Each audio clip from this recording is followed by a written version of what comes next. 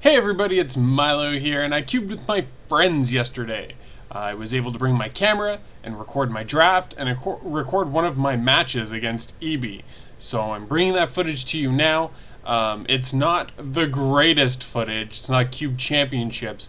I just went with my handheld, filmed the draft, filmed the match with a tripod. So there won't be any graphics or anything on the screen, but I'll record a commentary track and explain the cards that you can't make out. Here's the footage.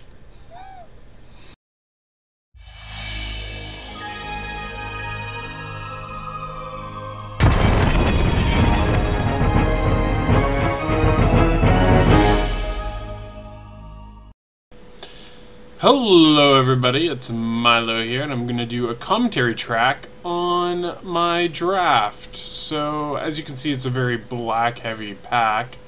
I got Demonic Tutor, Duress, Tundra there, Plated GOP, Jungle Tiger, or Pouncing Jaguar. Got Grave Titan, Mishra's Workshop, Torak, Snuff Out, Academy Runes, FTK, Flame Tongue Kavu, always a good dude. But I'm thinking I kind of want a Grave Titan. I haven't cubed in a while, but I know that it's a pretty good finisher. And who doesn't like a good finisher? There was also a lot of black in the pack, so I feel like there's a good chance of me tabling something decent. We have Thrun, Hero of Bladehold, I think, Elspeth, Knight Errant. Hero of Bladehold is insane. We have a Cultivate, Grafted War Gear, Scavenging Ooze. I do like playing black-green, and that's one of the cards I actually kind of look for in a black-green deck, is Scavenging Ooze. And so I grab it. I figure that playing black-green, there's a lot of different deck archetypes that I kind of want to get into. Like I could play Reanimator, or just recurring really efficient creatures. I take a Birds of Paradise there. It opens me up, allows me to splash a color. I know I want to get into green as well because the player to my left and the player to my right really favor blue, and as long as I'm not in blue, I'm pretty sure I could have a pretty solid deck. Black-green is one of the next best decks after any blue-based deck. So you have a Tundra, Disenchant. This is my first pack. Snuff Out, Pouncing Jaguar, Vampiric Tutor, Duress. So I think I should. The Mishra's Workshop's gone, as it probably should be. But Vampiric Tutor is probably the next best card in the pack, so I just take that. The camera's in focus on EB over there. He's the one that's drafting, I guess, diagonally from me. This is my deck so far. Grave Titan, Scavenging Ooze, Birds of Paradise, Thoughtseize, and Vampiric Tutor, all of which are foiled and shiny. This isn't my cube. This is my buddy's cube that we're using. I think it is, it's definitely more foiled out and nicer. He did that just to make me envious, for sure. So we have Dark Ritual, Dathi Marauder, Cultivate, and Thrun the Last Troll came back. So I think we're gonna go with Thrun here. It's probably better than the fact that the Hero of Bladehold is still in the same pack and probably going to the same person that snatched up that Elspeth and the Baneslayer Angel. Makes it feel like we can't get into white, but I do take a Marsh Flats there, so we can splash maybe, or if we end up getting like a Savannah or a Temple Garden, we can get either black or green with that fetch land. Somebody said something funny because EB laughed. And he doesn't laugh at just like anything. What he says has got to be pretty funny. So we take a Duress here. I think Duress is a little bit better. We don't really want to go aggro, but maybe we're still pretty open to the idea. We take the duress. I actually forgot what I took there, so I wanted to make it sound like it could have been either. Hero of Bladehold should not still be in this pack. That card is crazy good. But also really good aggro stuff's going around still, so Grafted Wargear might actually be the best card. I did take the Stirring Wildwood, so I take the Hero of Bladehold, maybe get into white, maybe it's being underdrafted. Butcher of the Horde isn't very good. I didn't see what I took there. Sorry, I can't actually like look at what it looks like on camera while I'm filming my draft, because if I do that, if I flip over the I guess the image, then everybody else could see what I'm drafting. So we have a Cultivate or a Dark Ritual. Take the Cultivate. Dark Ritual is a pretty good card too. Thespian Stage is the last pick in the pack. I don't think it's good enough for Cube, but my friend obviously disagrees. We have Sylvan Caryatid, Noble Hierarch, Garruk Wildspeaker, Swords to Plowshares, Mother of Ruins, Vampire Hexmage, Kiora, Fiend Hunter, Pyrite Spellbomb, Unburial Rites. We take a Noble Hierarch in this pack.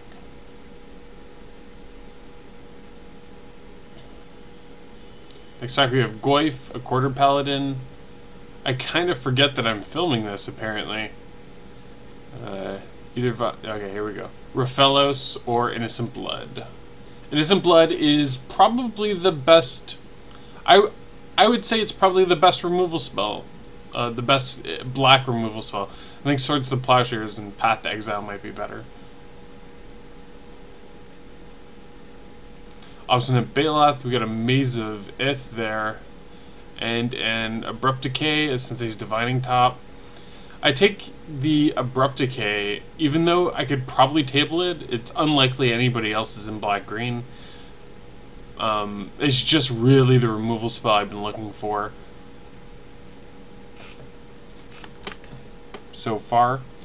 Speaking of removal spells I've been looking for, Blade Splicer's a nice one if I intend on splashing white. We also have a Bob, Dark Confidant, but Shriek Maw just feels like the safest pick here. So we take that. Back to this pack, there's that Vampire Hexmage, we have a Kiora, Garruk Wildspeaker, which is what we end up taking. I think that was the Garruk from the dual decks, Garruk versus Liliana. We have a Master of the Wild Hunt or an Innocent Blood. I ended up going with Innocent Blood. Colonial Hydra, Obstinate Baloth, Maze of Ith, City of Traders.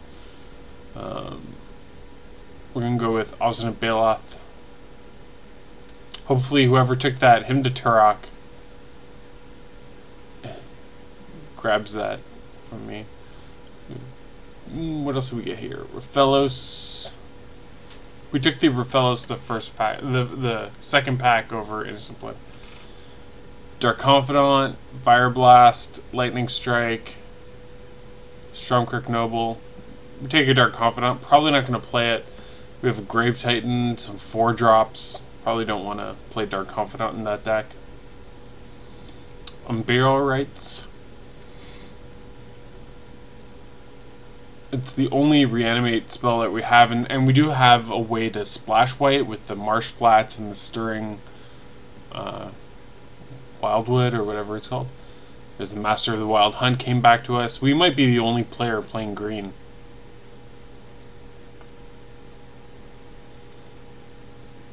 And we got a Maze of Ith, Colonial Hydra. The Maze of Ith is definitely not what we want to be playing in our deck. It's just our deck's pretty proactive. We want to ramp into fatties, and Colonial Hydra definitely fits the bill. Stormkirk Noble, Siege Gang, Fire Blast, or Sarkhan Vol. We're going to take the Stormkirk Noble because I think it's the card that fits the deck that beats us.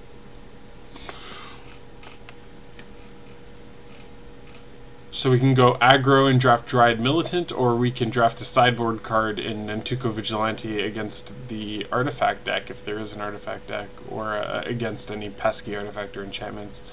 End up taking a Quarter Pellet in there, and last pick Gnarled Scarhide, which is a good card if you're playing like a black aggressive deck. We're not.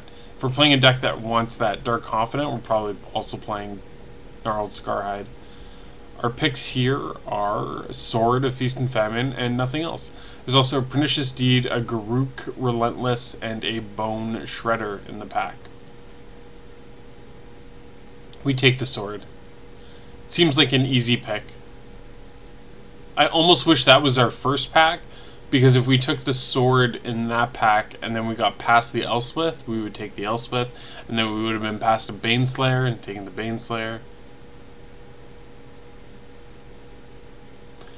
I just really dislike Black, White, and Cube, especially after my last performance in Cube Championships.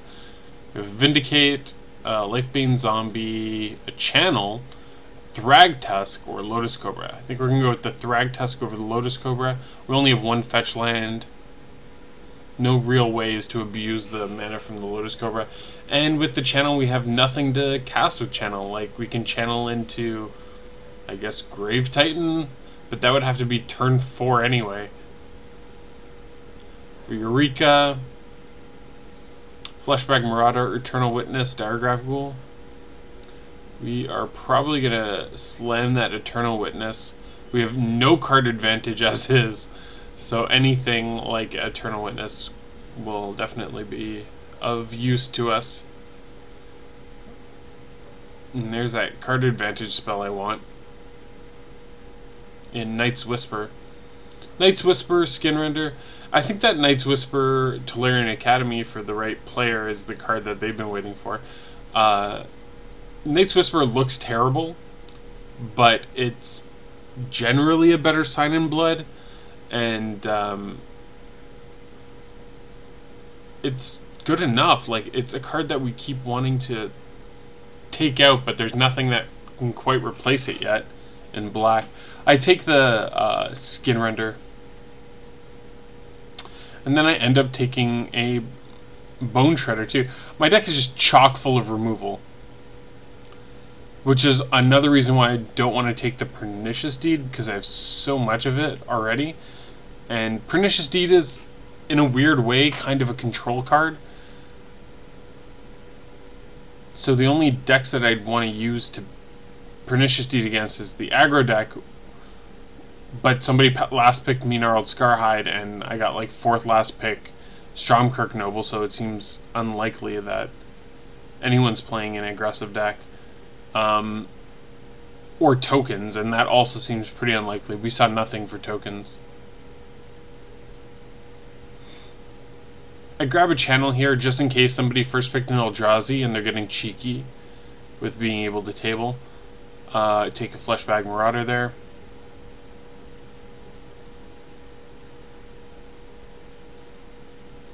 Bazaar of Baghdad. Ooh, Night's Whisper is not what I took. I thought I took it at that point, but apparently not.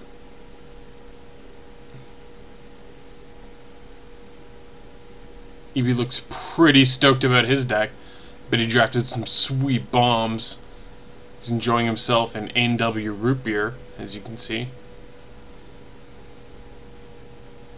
He's just licking his lips with these sweet, sweet choice picks that he's been making this entire time. This is a powered cube as well, I should mention that. And I've got no power. I'm looking at camera. Just like, oh geez, I hope this is recording. This is recording. Alright, we got Garruk Relentless or Pernicious Deed. I really need something that I can stick on the board and gain an incremental advantage about or with. So Garruk seems better than Pernicious Deed. We could take a Vindicate here. There's a chance we'll splash for it, but we have so much removal that we really don't need to splash for a Vindicate. Better to just keep our mana good. Diregraph Ghoul or Eureka. Probably going to be Diagraph Ghoul.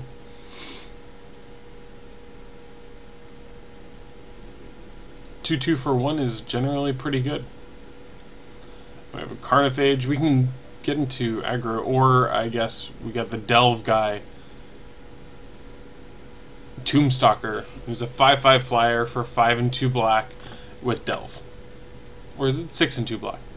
Leave a note in the comments. So we're going to take Goblin Rabble Master here, because Rabble Master should not be going this late, but nobody's playing aggro.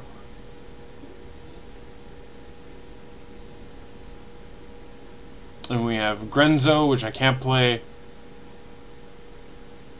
or Imposing Sovereign, which is good against aggro, which nobody's playing.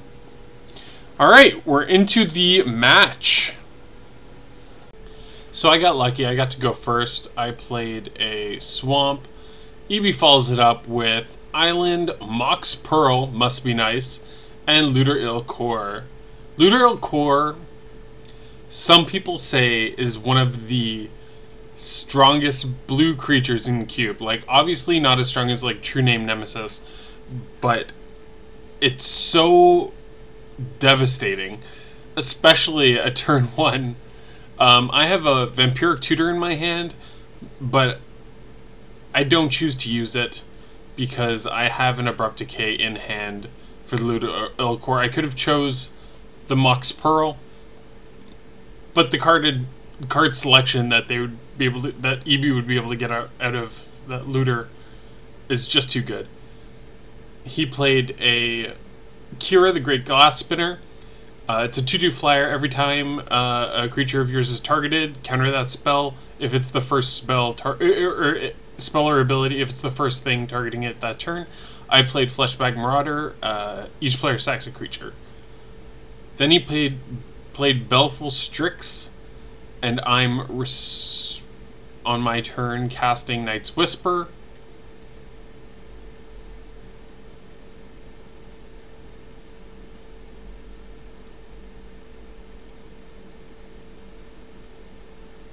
Yeah, I just noticed what you guys noticed. Oops. Luckily, he didn't say anything. Alright, then he played True Name Nemesis. And I played Eternal Witness, getting back Innocent Blood. Sack your True Name Nemesis.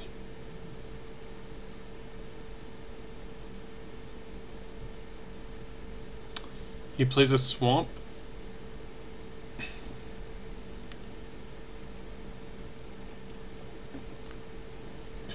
And he's thinking.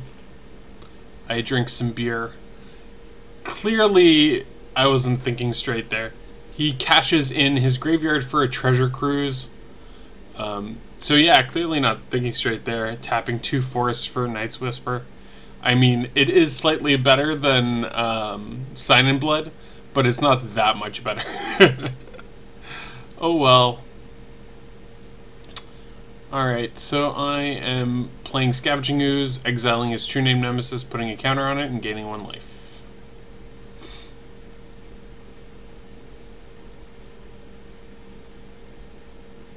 I don't want to see that True Name Nemesis again.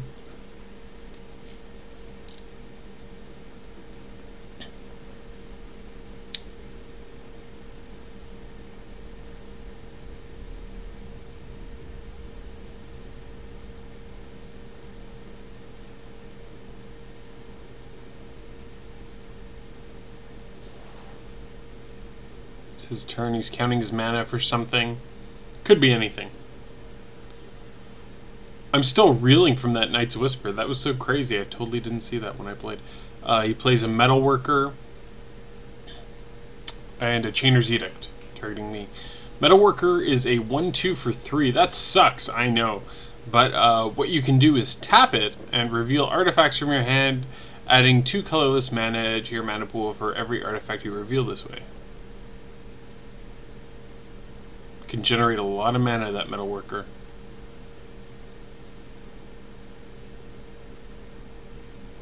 I pay a green, hopefully for a green spell. Luckily it is. It's a Noble Hierarch. And then I play a Sword of Feast and Famine and pass the turn.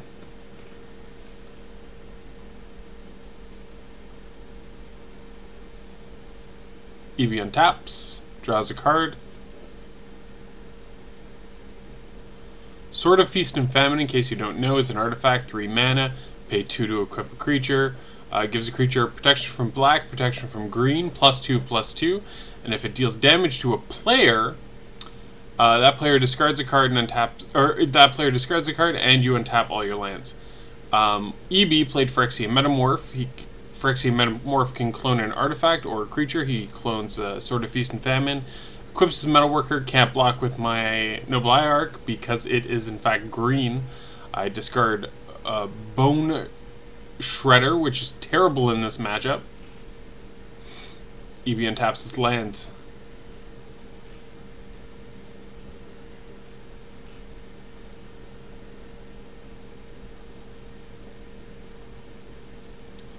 Pays a white and a blue for a Grim Monolith.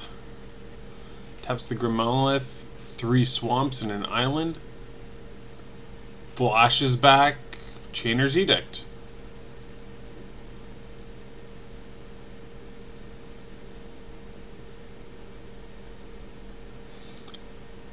During my main phase 1, I cast Vampiric Tutor because it doesn't even matter anymore. What I'm looking for now is to see if I actually have any outs in the deck to a Metalworker with Sword of Feast and Famine on it. I'm playing black-green, so the answer is most likely and is actually no. My Eternal Witness is in my graveyard, and so is my Abrupt Decay. I have no answers.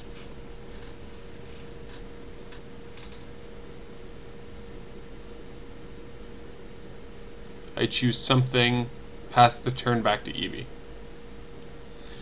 So the Night's Whisper in the end didn't even matter. I lose anyway.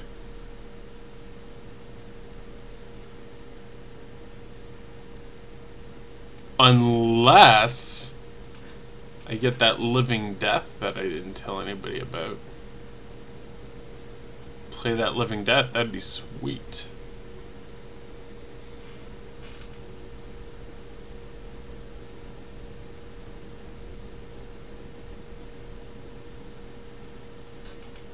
Although the Living Death would be kind of weird.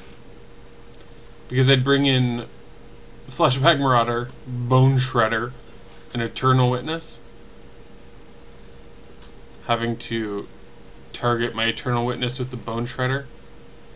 And then probably sack the Bone Shredder to Fleshbag Marauder. He attacks me, I discard my Grave Titan, Living Death's looking a lot better. And he plays a Dothian Marauder. And he's got a grip full of cards in hand. I've got 0 cards in hand.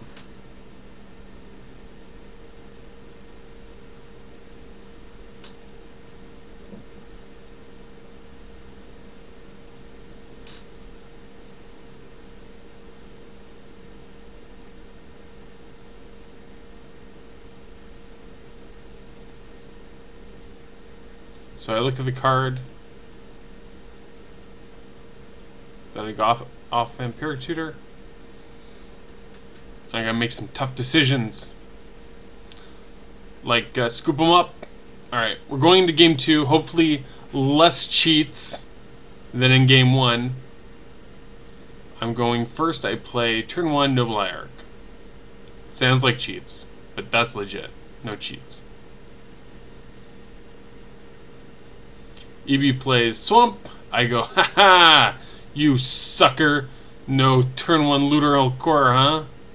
And then I play Diregraph Ghoul. He's a ghoul. He plays Underground Sea. Into him to Turok. Not to be mistaken with actual Turok from Nintendo 64. He hits Garruk Relentless and Thrun. Both of which were going to be options for my next turn. And now I have no options for my next turn. Except attack for 3. Thoughtseize you.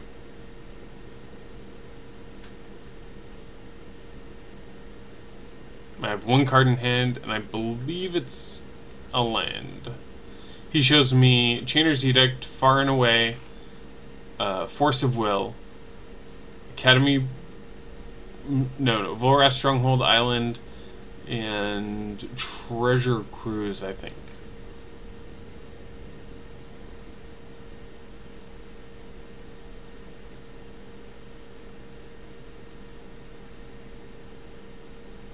I don't know what to take, but I think that far and away the best pick because it has the most value. It does a Chainer's Edict anyway, and it's not like he needs the mana for anything else. So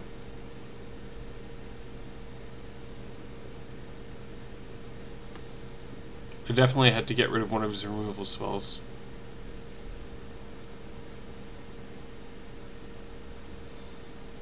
And he uses the Edict, and I sack the Diregraph Ghoul because I want my manas.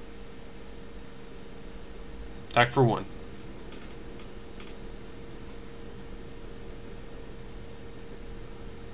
The no lie, him to Turok was pretty much the worst thing ever for me. He plays a Metalworker. I cast Fleshbag Marauder and play Swamp.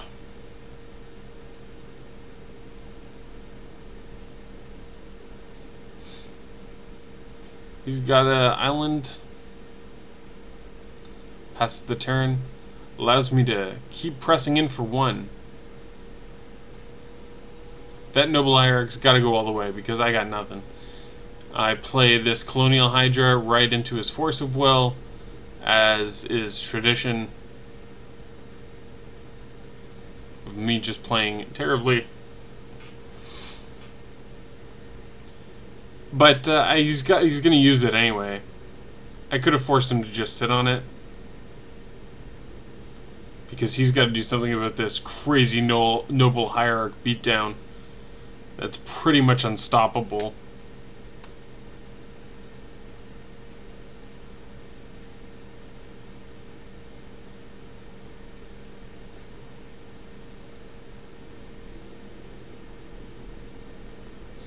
He exiles his graveyard except for a Chainer's Edict, because that one has flashback, and he casts a Treasure Cruise.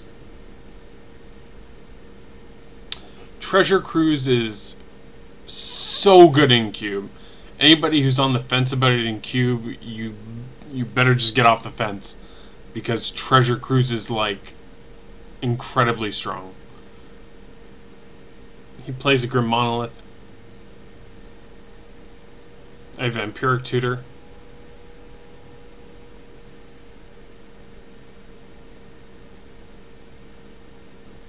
What I really want a Vampiric Tutor for is a Mind Twist.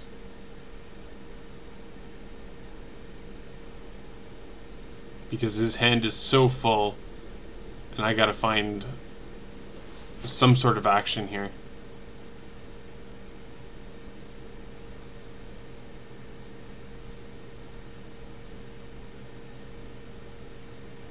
For my action, I chose Grave Titan,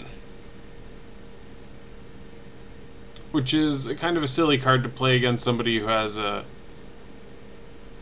Phyrexian Metamorph in their deck. But what are the odds he drew it? He just drew 4 cards last turn.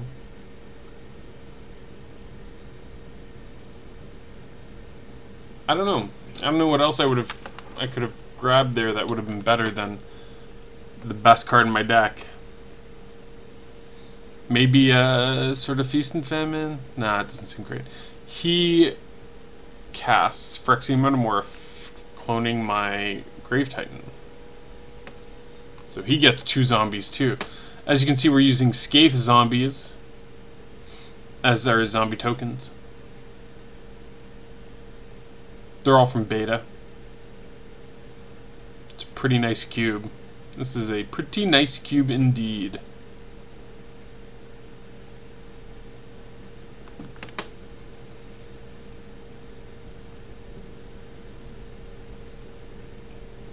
EB is thinking about playing even more things, but he passes the turn.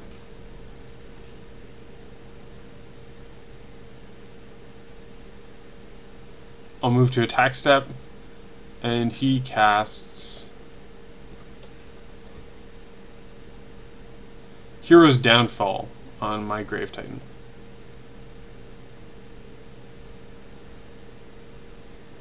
I didn't even see that Hero's Downfall. I must have taken it pretty early.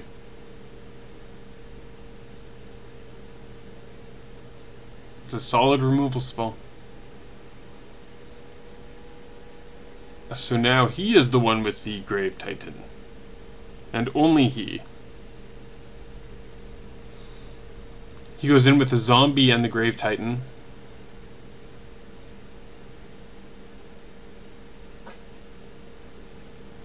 No, he goes in with both zombies. He just left one back and put a dice on it, signifying that there's 2 up now and 2 sideways. I'm considering blocking the zombies, but my zombies are all the cards I have, so I just take 10 damage. Go to 6.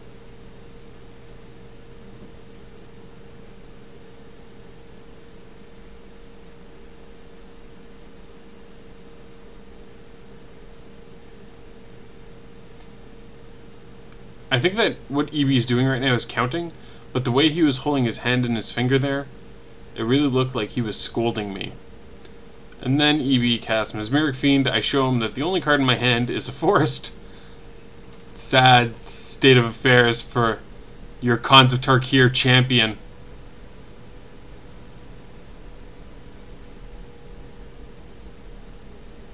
And then EB cast another card.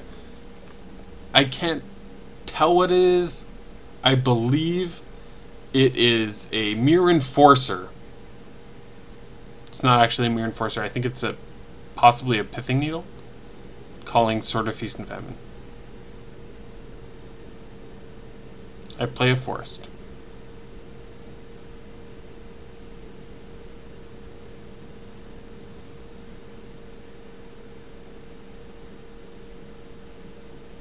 And I say go.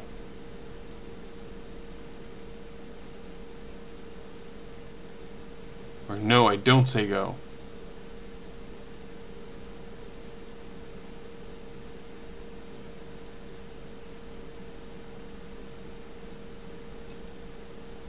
I cast Eternal Witness.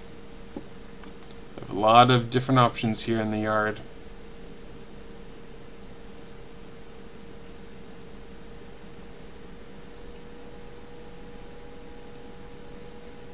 The option I choose should have been, I think, maybe Garruk, but what I chose was Thrun.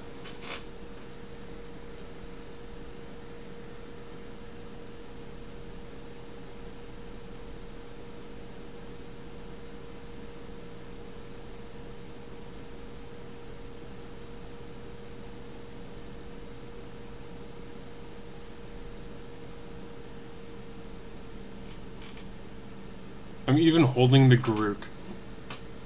I know that's the right play. But what I gotta do is I'm taking 14 damage next turn if I don't block anything. I'm at 6 life. So I pretty much have to block the Grave Titan.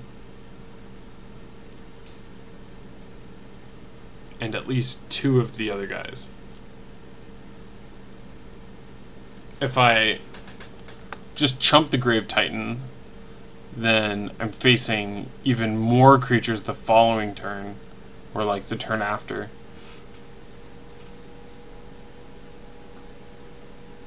And there's no end in sight if that's the case.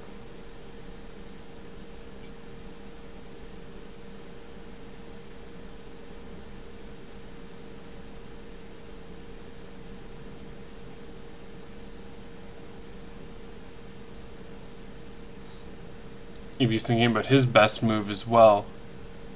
If that Phyrexian Metamorph dies, he can put it on top of his library with Vorath Stronghold and clone my Eternal Witness, getting back anything he wants. Hero's Downfall every turn. Every turn if he has a way to kill the Phyrexian Metamorph. He's got a lot of different lines, but his best one is just to attack and kill me, probably. Or force me to lose all of my things. So I have to think about this block. I could just... What I want to be able to do is block the Grave Titan with Eternal Witness and 2 zombies, and then block a zombie with Thrun. But then I would take 6 damage and lose. So I can chump block the Grave Titan, block a zombie with Thrun, and I could even block 2 other zombies with 2 other zombies, which would bring me to 4. But then next turn, he would be attacking with 3 zombies and a Grave Titan, gaining 2 more zombies. And there's no card in my deck that can get me out of that situation. I don't have a Living Death, I don't have anything like that, so there's no options there. So as it turns out, my best play is to actually triple block or double block the Grave Titan with a Thrun and a zombie, and then also block 2 zombies with the Eternal Witness and the other zombie, and then go down to 2 life.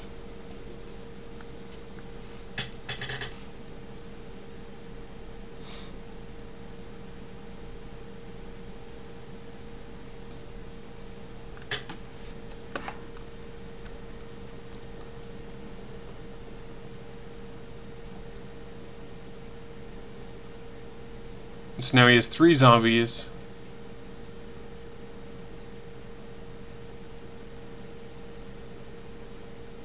I'm at 2.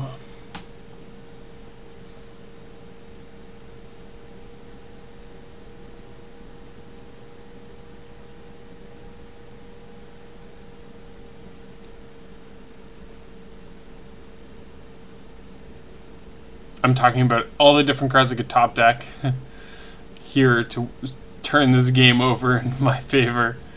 Sword of Feast and Famine is definitely not one of them, because of that Pithing Needle. I untap everything, look at it. Oh, it's good. It's a good one. Gonna go ahead and play it. It's a Birds of Paradise. I lose the game. And that's the match.